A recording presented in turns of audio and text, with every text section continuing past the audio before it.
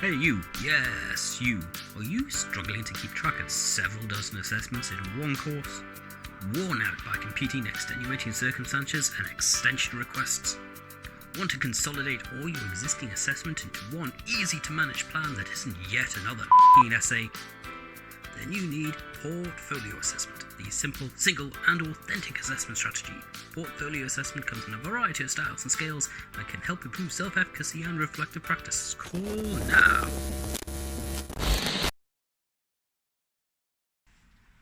Joking aside for a moment, there are a few problems with traditional assessment. Usually we have a lot of learning followed by one big summative assessment at the end, as what happens with most core material, but usually that's very stressful for everyone involved. We could assess more frequently, almost weekly, as what happens in most lab courses, but that's a relentless pace of assessment, and usually the assessments and the learning are forgotten about the instant the students submit. Ideally, we'd have a lot of formative practice followed by that big summative assessment at the end, but it can be quite difficult to get people to care about formative assessment when the marks simply don't count. So the aim of this presentation is to introduce portfolio assessment and how we've introduced it in two different contexts. First, we'll cover a little bit of theory about what to look for, and then some details about how we managed to implement it ourselves and what you might want to look out for if you want to try it yourself. Finally, we'll look at some of the in-progress evaluation. In short, a portfolio is a single collection of a student's activities. It's curated to show their best work and targeted towards a specific set of criteria, skills, or competencies. They're also widely used professionally for qualifications, so can also act as an authentic type of assessment. There's limited use of this type of assessment that I can find within chemistry, although there is one case in the United States of an entire chemistry program being assessed via a portfolio. Predominantly, assessments like these are restricted to strongly vocational and competence-led curricula, such as in nursing, where most things are being written about this. Now, one particular study looked at several nursing colleges and their portfolios and identified 4 different types of portfolio. And that's the framework that we're going to look at in order to understand what they can do. The 4 types of portfolio are named the shopping trolley, the toast rack, the spinal column, and the cake mix. Odd names for sure, but the descriptions do make quite a bit of sense. The shopping trolley is simply a container of, well, everything. It's just for storing things. The toast rack, however, is a series of prescribed activities or pieces of evidence. Meanwhile, the spinal column is a set of criteria that the evidence is then bolted onto. And finally, there's the cake mix, which, while potentially messy, is characterized by being held together by a reflective narrative and is assessed as a whole object. All of these options are valid depending on circumstances because there is a trade-off between effectiveness and complexity, especially when it comes to assessment literacy. And courses often use multiple types of portfolio at different levels and different stages. The range of options also differ by how prescriptive they are. The toast rack, for example, often is seen pre-assembled and students simply need to fill in the gaps or fill in the blanks and it's done, while the others do offer a lot more flexibility.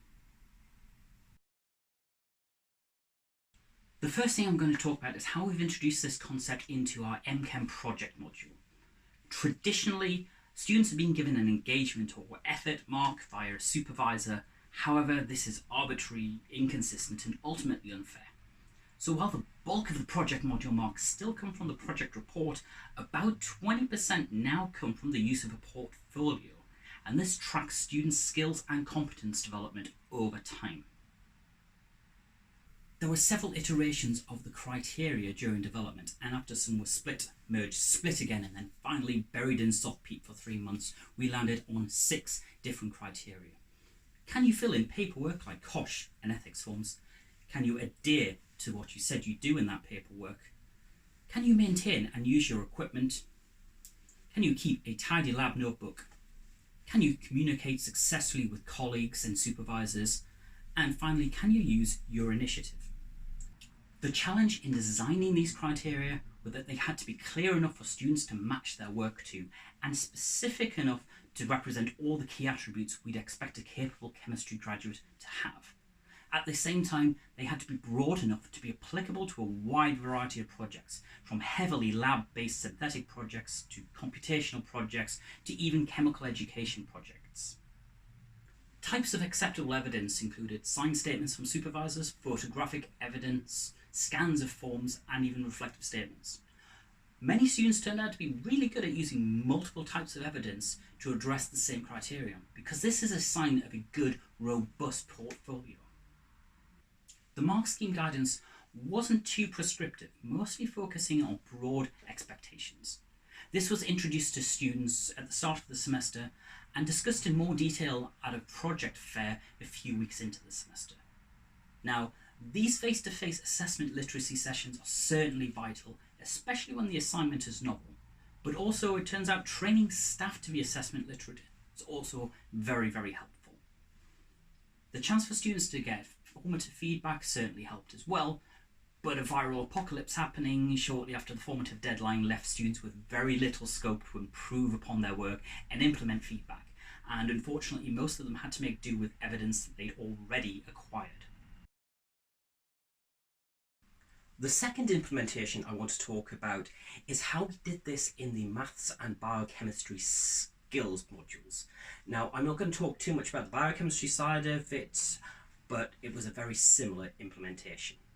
The maths course has evolved quite a bit over the last few years, starting with traditional lectures and workshops, and now moving on to this choose your own adventure style, all assessed via a single portfolio.